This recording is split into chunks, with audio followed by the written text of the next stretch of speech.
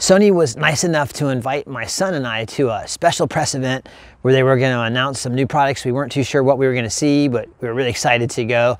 And I thought it'd be a really good idea to bring everyone along on the adventure because I think it's going to be a really fun time. So come on, let's go see what this is all about. From high in the air, it's easy to see why the small city of Montrose, Colorado is considered a high mountain desert. Small hills of earth and sand, varying in shape, size, and color, branch off into every direction. And the massive Gunnison River, it looks like a tiny stream. The clouds fly by and our plane deposits us into an ocean of people at the Denver airport where we navigate a steady flow of human traffic. Time to board yet another plane. This flight offers up some tasty 5-star airline cuisine. Tacos, or at least I think that's what they are supposed to be. My son Torrin gives it the nod of approval, and I just really hope these tacos don't come back to haunt me later. We have a little bit of time to kill, so we take a train into New York City, and we're once again deposited into an ocean of people that pushes us up and into Times Square, where we pose for the obligatory selfie. And no trip to New York City would be complete without a trip to Central Park. But the Sony press event is quickly approaching. Time to head back to the hotel and see what Sony has in store for us. We weren't allowed to actually film or record anything at the actual press event, but I will tell you there was a lot of applause, a lot of cheering, and a lot of very happy people. And I wanted to capture my first moment with these two new Sony products. So that's what's coming up next. And man, wait till you see this stuff. So we just got back from the special announcement. And this is one of the new Sony lenses that they're gonna let us try out. This is a 200 to 600. Here's my 100 to 400. But check this out, the 100 to 400, when you zoom it, it goes out like this. The 200 to 600, watch what happens when you zoom it. Nothing. And it's like half a turn to go from 200 to 600. And right off the bat, that's really lightweight. Let's see how it feels on the A9 real quick. Oh yeah, it feels good. Wow, it's weird that it doesn't actually extend when you zoom. It's amazing. Just take a quick peek at it. It's like a kid at Christmas.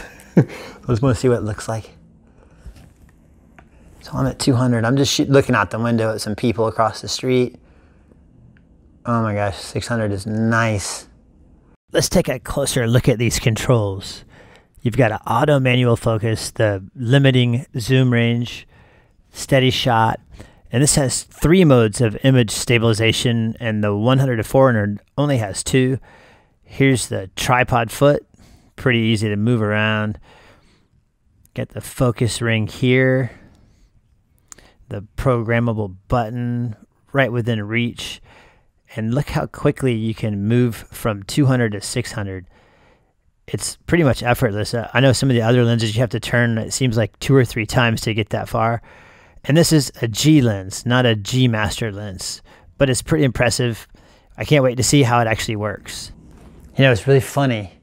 A few weeks ago, I believe it was a few weeks ago, my concept of time sometimes gets a little different because of all the traveling I do. But I did a video where I used the A9 and my D850 and a 500 f4. And I said what Sony really, really needs, the only thing they're missing is a big zoom, like a 500 f4. Guess what? Let's see what's in here. They went one step better. What would that be? Look at this. It's a 600 f4. Now we were sitting next to another guy at the presentation and he said he's gonna call this Big Papa. I think I agree with him. And I am not, oh my gosh, this weighs nothing. This is ridiculous. Oh, I got chills. It's kind of silly that I have chills from holding a lens, but this, they said, is the lightest 600 f4 in the world at the time of this writing or this video. And I would wholeheartedly believe it because this weighs absolutely nothing. Look at that. Man, beautiful, beautiful. So here's the 600 f4 with the lens hood on the A9. I'll get the exact specs on the weight and everything in just a minute. From what I can tell, I'm not wearing my glasses. I got everything the way I should have it. And I'm just gonna do like I did before and take a quick peek out the window with it. Oh yeah, God, 600 millimeters is amazing. Let's go ahead and go over the controls on the 600 f4. If you've shot the 400 2.8, then you'll be happy to know that this one is set up pretty much exactly the same way. That should make all the Sony shooters really happy. You've got the auto and manual focus, the actual focus limiter, and they've got this little preset option here, which is really handy. This allows you to set a predetermined focal length so that you can actually recall it later with just this really quick snap of a ring that's on the lens barrel. I found it super helpful. And then you've got the optical steady shot, and of course this really nice tripod foot, which I actually really like this feature. It actually clicks into place at every little option there where those dots line up, so you know exactly where you are, and it's nice and smooth. It's always helpful. And then you've got the focus ring right here, and then this is how you recall that focal preset. And then you've got the button up here. And the lens itself is just, I mean, it's perfectly balanced. It's light. I could probably handhold this for quite a while. And oh yeah, you can't forget the drop-in filters in the back. So the way both of those lenses look and feel, the actual ergonomics was pretty much spot on. But I'm sure, just like me, everybody else out there wants to know how well these two lenses perform. So Sony was nice enough to take us to an actual sporting event to see the Red Bulls play live. And I know most people know that I'm a wildlife or bird photographer, but I have to tell you something. This is one of the coolest experiences I've ever had. Being down there and shooting this live sporting event was amazing. And both lenses, well, let me show you how they performed. A pile of happy photographers load into the bus and head out to the Red Bull Stadium. The conversations are casual, but there's an underlying sense of excitement for what is about to come. Some much needed fuel for the photographers in the form of delectable food. And then it's time to head out onto the field. There is an energy here that is simply contagious.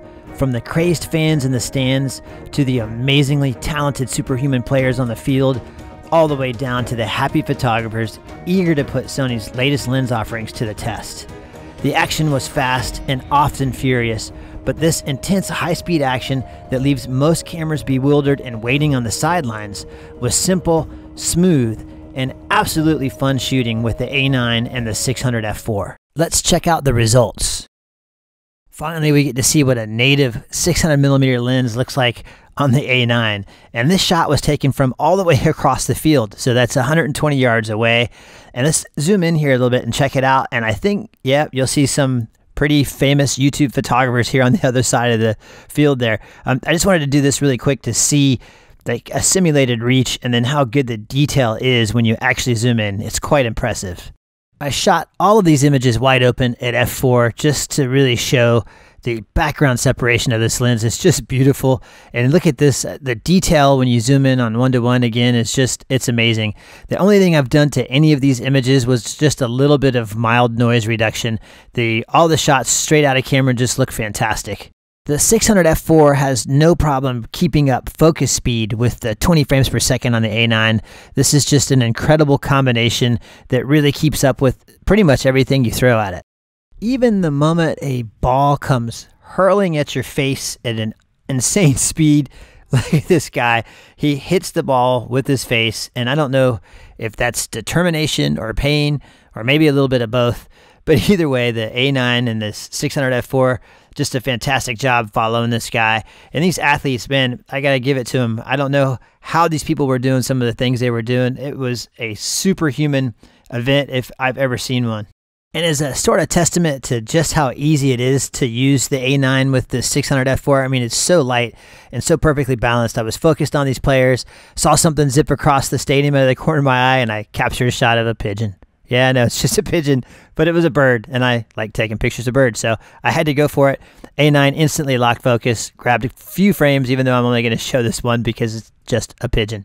You know, a really important thing to have, and it's not necessarily a function of the 600 f4, but the ability to lock onto a subject and keep it locked onto that subject regardless of what might happen, like this person that just randomly walked and stood in front of me for a little bit.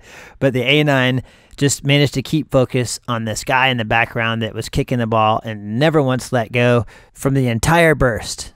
I was having so much fun shooting with the 600 f4 that I didn't really want to let it go, and time flew by so fast, but that's okay because my son was with me and he was using an A9 with the 200 to 600.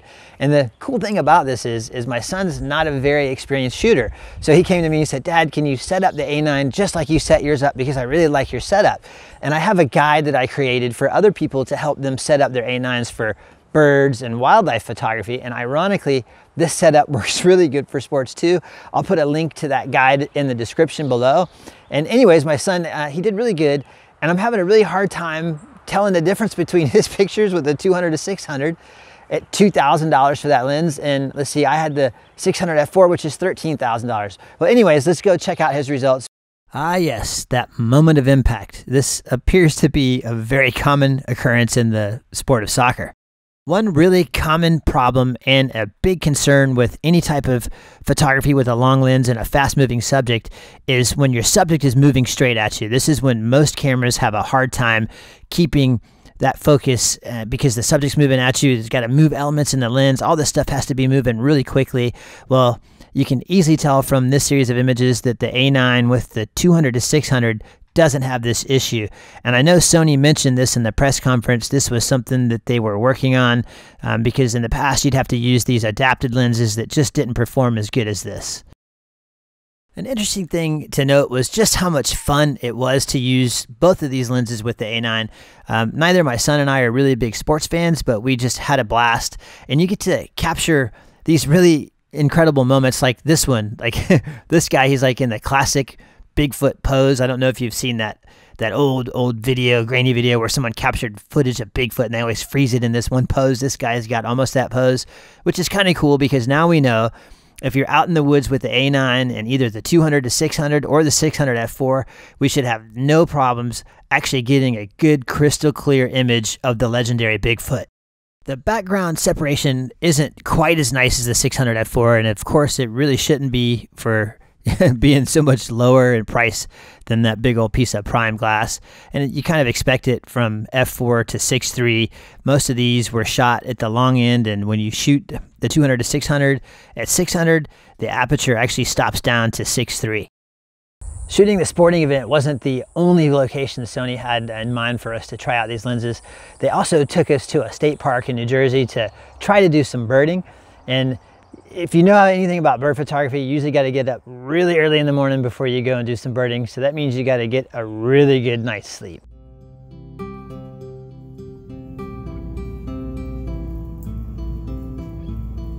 Oh yeah, it was a good night last night. Liberty State Park in New Jersey. Not exactly the birding mecca that my home state of Florida is, but let's see what we can do. My first victim from the Jersey Shore is this beautiful tern. I've always enjoyed photographing these birds. There's just something about their simple color pattern that's pleasing to me. And this bird was just a quick flyby, so let's move on. Now that is just beautiful. This is a barn swallow, and the way the light is hitting this bird is just perfect. You really get to see how well the 600mm f4 blurs out the background and turns it into some nice, gorgeous shades of green. Of course, this bird was nice enough to perch on this artsy plant. And here's another barn swallow that's kind of off in the shadows. And this one, it looks like it's trying out for the choir. So we can insert some angelic music. But let's see if we can get a little bit closer to these birds. There you go. That's much better. Now we can really see some of that awesome feather detail. And just look at this color. The way the light hits this bird creates an amazing iridescence that you just don't see in many birds. And of course, the way this lens renders the details is pretty much perfect. I'm really liking what I'm seeing so far. Let's see what else we can find. This sparrow is quite the overachiever. At first glance, it appears as if this bird has one big, fat, juicy caterpillar. But if we zoom in, we can clearly see that this bird is not fooling around. It has several worm-like creatures wedged between its upper and lower beak.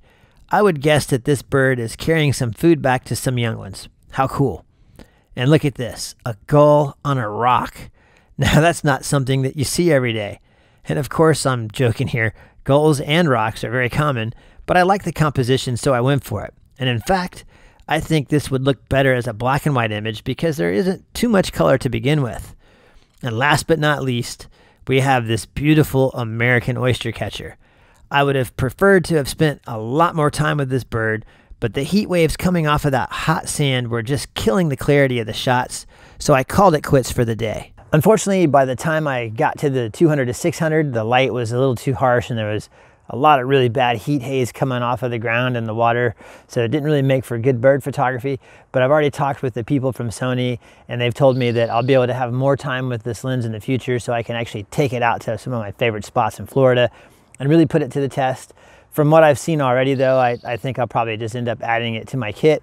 If you're a Sony shooter, I think it's pretty much a no-brainer to get the 200 to 600. There's not really anything else like it on the market. The 600 f4, the really pros are going to go for that for sure. It's an incredibly beautiful lens. Eventually I might add it to my bag as well. And I'd like to thank everybody that we ran into, all the other YouTubers, man. They were all so nice and so cool. It was just a really great time. Thanks to everybody at Sony for having my son and I out. It was an incredible experience and I really look forward to doing more in the future. And what did you think? Let me know in the comment section below. If you'd like me to try out anything specific that Sony offers, let me know too. And if you haven't subscribed yet, go ahead and do that. And as always, click that thumbs up. And I got a lot of really cool stuff planned. We're currently out in Washington right now leading some workshops, and man, we've had an incredible trip getting here. We've been to the Smoky Mountains, the Teton Mountains, Colorado. We've been all over the place capturing all kinds of good stuff, and I can't wait to share it all with you.